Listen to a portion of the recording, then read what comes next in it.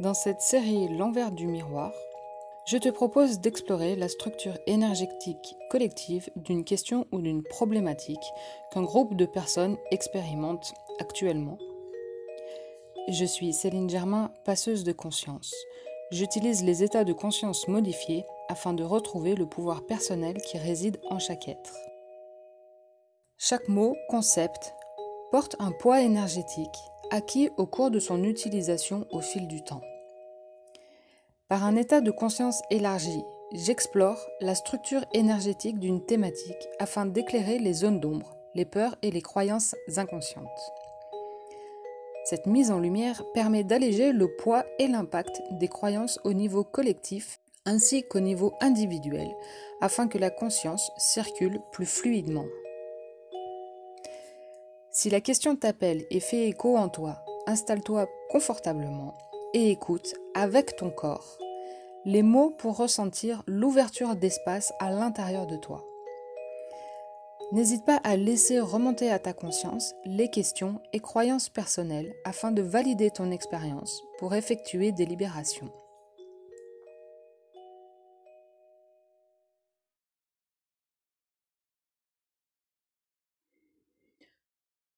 Je te propose aujourd'hui d'explorer la structure énergétique de la question « Pourquoi je n'arrive pas à savoir ce que je veux ?»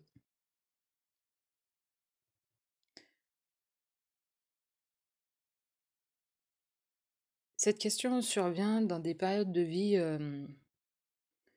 de flou où on se sent un peu perdu. Et souvent, en fait, ce sont des périodes de transition qui nous mettent assez mal à l'aise, mais qui sont nécessaires pour notre évolution personnelle.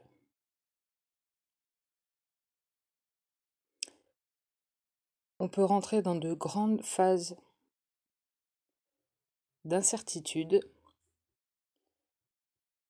avec ce sentiment profond à l'intérieur qu'il faudrait ou qu'il y a une certaine sensation de nécessité de se décider sur quelque chose et pourtant c'est difficile voire impossible à faire. Alors, allons voir ce que cette question sous-entend et qu'est-ce qu'il se cache derrière.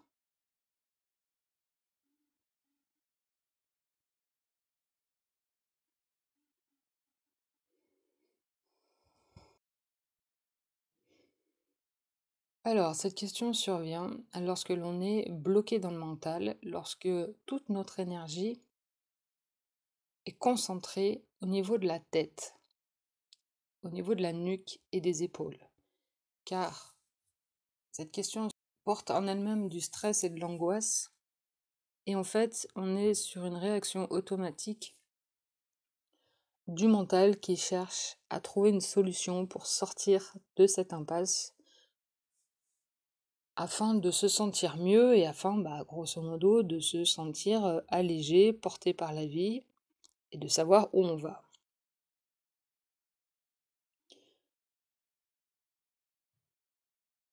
Ce qui sous-entend que cette incertitude nous met mal à l'aise.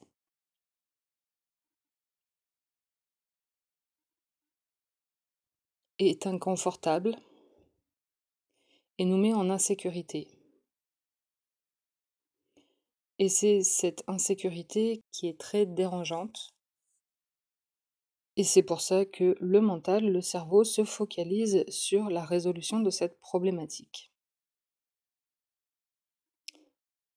On est alors là dans l'ego, dans notre conditionnement, dans l'éducation que nous avons reçue tout au long de notre vie, qui nous a inculqué que le fait de savoir où l'on va, d'avoir un plan stratégique, un plan de carrière,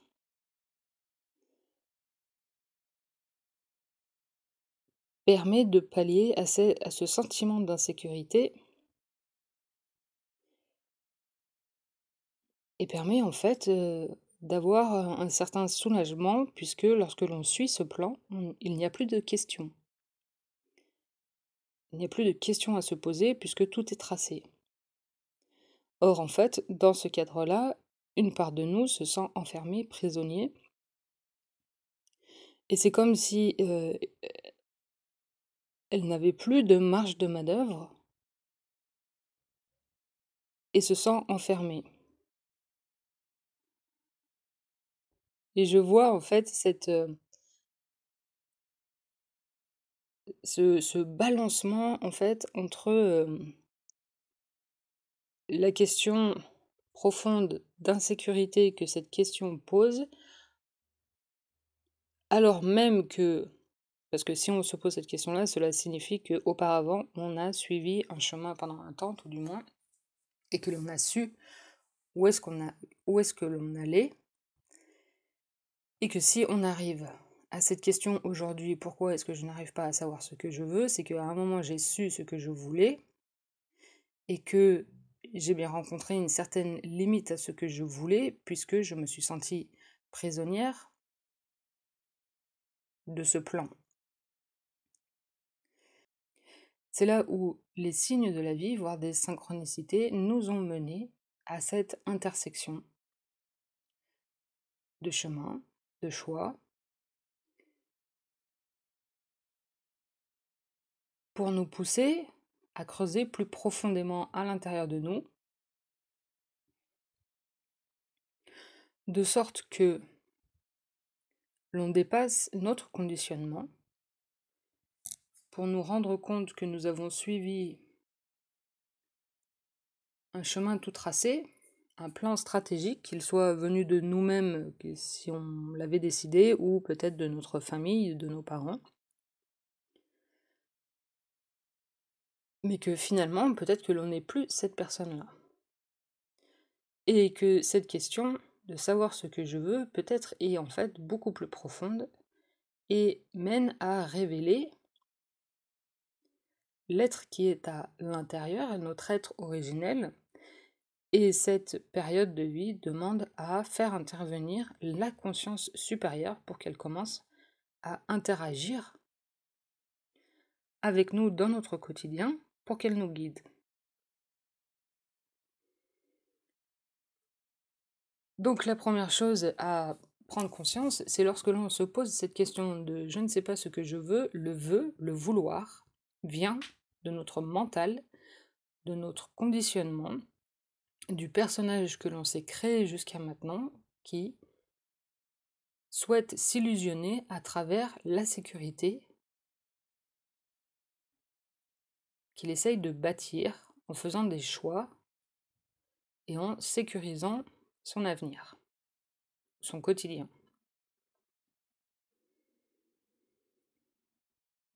Traverser cette période d'incertitude nous pousse à aller beaucoup plus profondément à l'intérieur de nous pour découvrir de nouvelles ressources, de nouvelles parts de nous qui souhaitent s'exprimer. Et pour cela, il faut laisser de la place et du temps.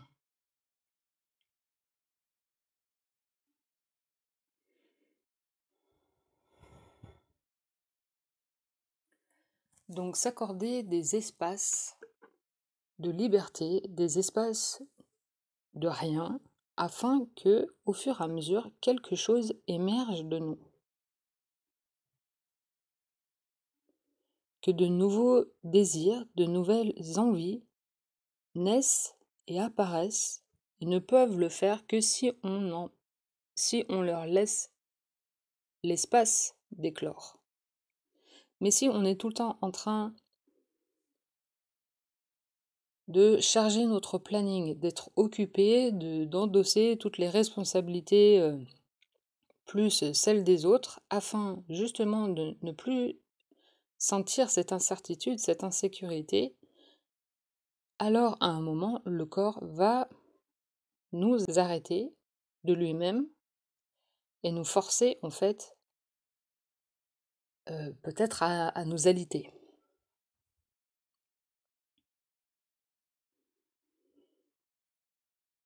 Et dans ces espaces, c'est accueillir toutes les émotions qui peuvent remonter tant la peur que la tristesse, voire le désespoir, car c'est aussi une période de transition et de nettoyage, de digestion de tout ce qui nous est arrivé auparavant, mais que nous n'avions pas le temps, nous n'avons pas pris le temps en fait de digérer tout ce qui a pu se passer.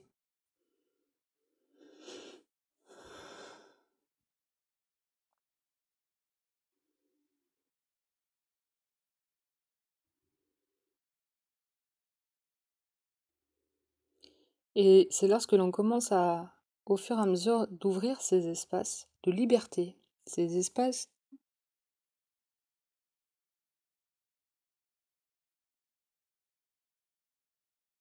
J'ai même envie de dire des espaces de naissance, alors les choses commencent à éclore. Et des lumières commencent à venir éclairer ces zones d'ombre, ces zones d'incertitude, pour nous rendre compte que tout est déjà là, à l'intérieur de nous. Et c'est à nous, à la personne, de regarder, de prendre le temps, d'écouter, d'observer tout ce qui se passe, d'accepter le processus,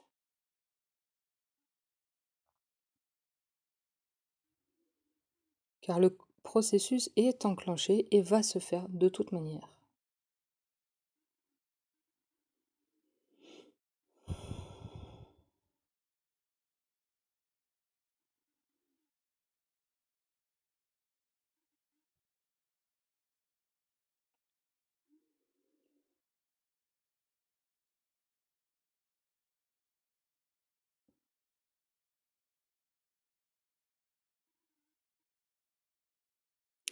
C'est aussi un temps de repos, justement en fait pour faire se reposer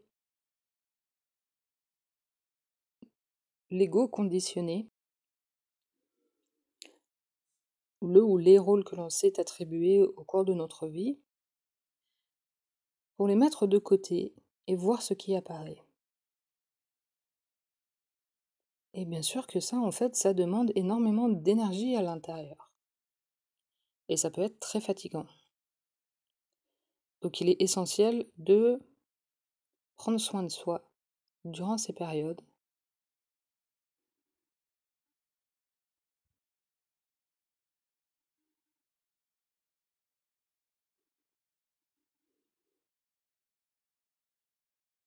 Et cette période va être aussi une mise à l'épreuve de la foi que la vie nous accompagne et est là pour nous soutenir. Elle n'est jamais contre nous en fait. Elle répond à ce que nous sommes.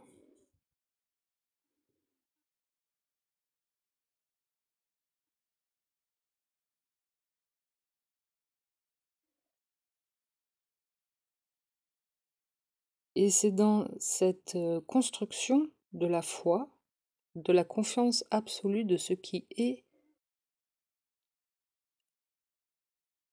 dans notre vie, dans le monde, dans ce qui nous arrive, que tout ça a un sens. Et que peut-être justement peut-être que le sens ne va pas nous être donné ni compris tout de suite, et qu'il peut arriver, voire même beaucoup plus tard.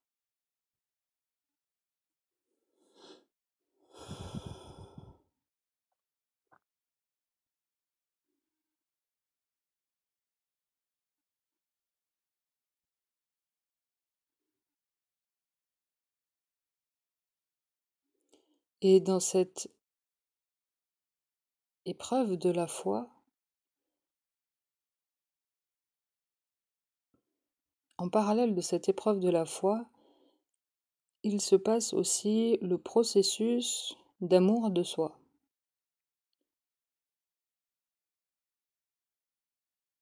Et qu'il peut être nécessaire de démolir complètement cette structure et les croyances sur lesquels nous nous sommes construits afin de faire table rase pour découvrir ce qu'il y a d'autre. Le mouvement de vie à l'intérieur qui souhaite émerger et qui veut passer à travers nous.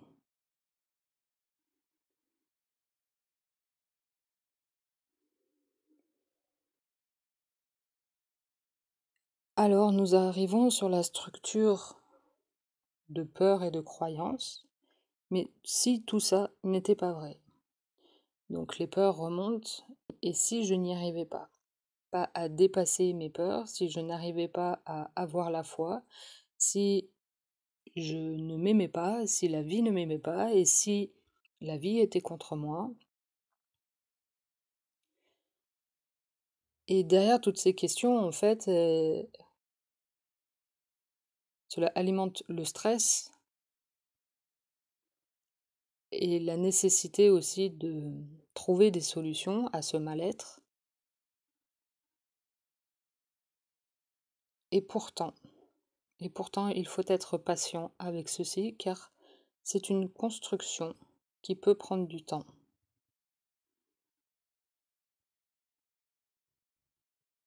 Et si je ne méritais pas d'avoir une autre vie, une autre façon de penser, et si tout ce que j'avais fait jusqu'à maintenant ne servait à rien, si je ne servais à rien sur Terre. Tout ceci est cette construction du personnage qui s'est établi, et il est alors nécessaire,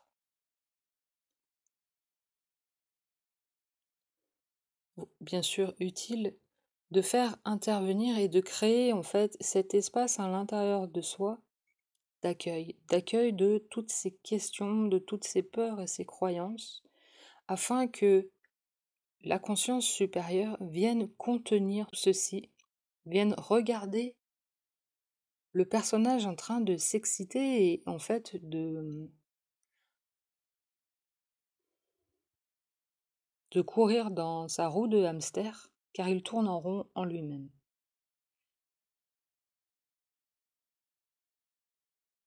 Prendre de la distance avec ses pensées,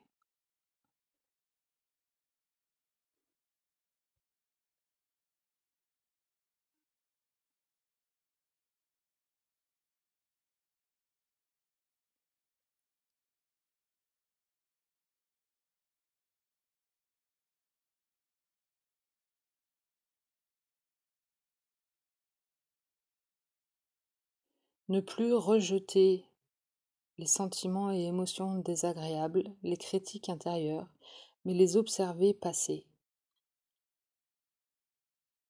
Et plus on va les observer, plus on va prendre de la distance, et plus la présence, en fait, va s'incarner et venir contenir tout ceci, tout ce tumulte intérieur, pour que elle accueille, enrobe le processus, afin que, au bout d'un moment, le processus cesse, que lorsque la roue du hamster va commencer à tourner, il n'y aura plus d'effet ni d'impact émotionnel à l'intérieur de la personne.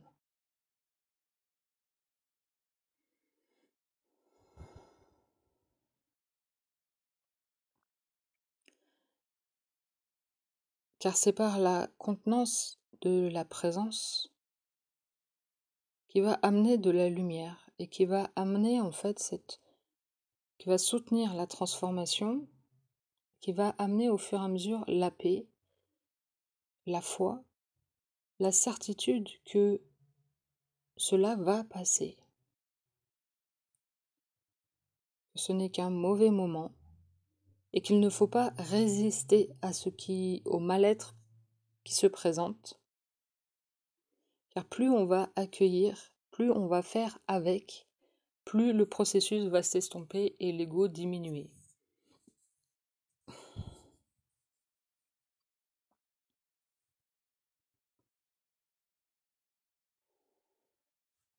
Et alors, lorsque cet espace sera fait, la question pourquoi je n'arrive pas à savoir ce que je veux ne se posera plus, car, car l'envie se fera d'elle-même. Entre le fait de savoir ce que l'on doit faire et l'action en elle-même se fera toute seule. L'envie et le plaisir renaîtront d'eux-mêmes sans qu'il n'y ait d'exercice ni d'effort à faire pour. Alors le flux de vie trouvera fluidement son chemin.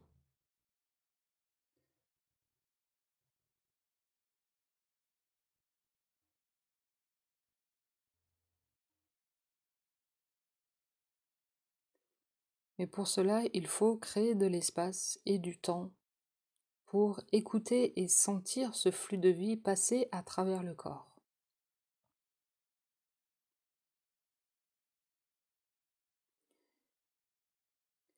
Laisse remonter à présent tes croyances personnelles, tes ressentis, voire des émotions qui peuvent apparaître et qui est propre à chacun selon son expérience de vie.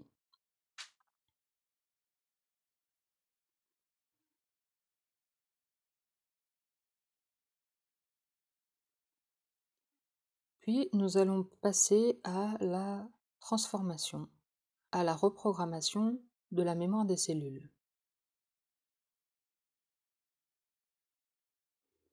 Aujourd'hui, je suis prête à laisser de l'espace pour accueillir l'être que je suis.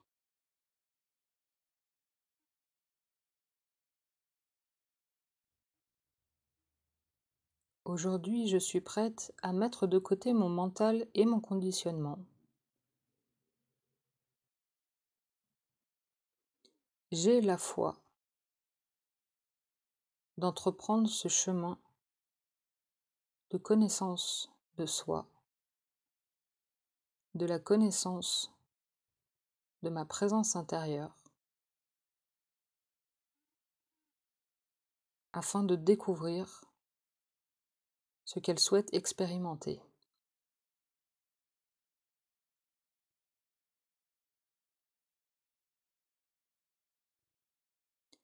La foi grandit en moi, instant après instant, car je sais que la vie me soutient.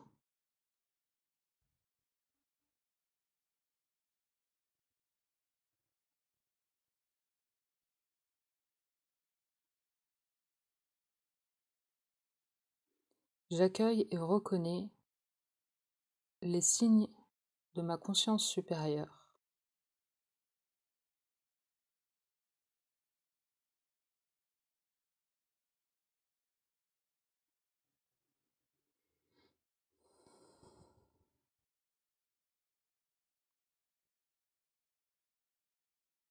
Le temps est de l'ordre du mental et de la condition humaine. Je ne suis plus soumise à celui-ci.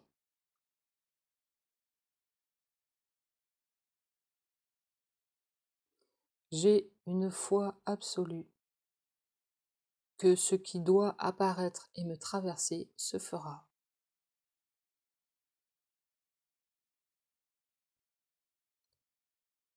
Ainsi soit-il.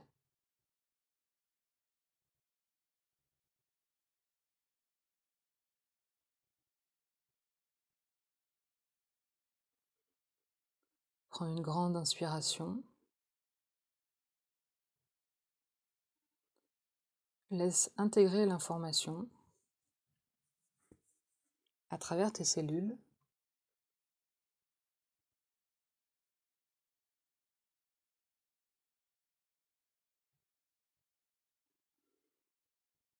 Prends quelques instants si besoin. Et puis, reprends conscience de la pièce dans laquelle tu te trouves. Remue tes extrémités. et ouvre les yeux quand c'est bon pour toi. À présent, prends quelques minutes pour intégrer ou prendre quelques notes afin de voir l'évolution dans les jours ou semaines à venir.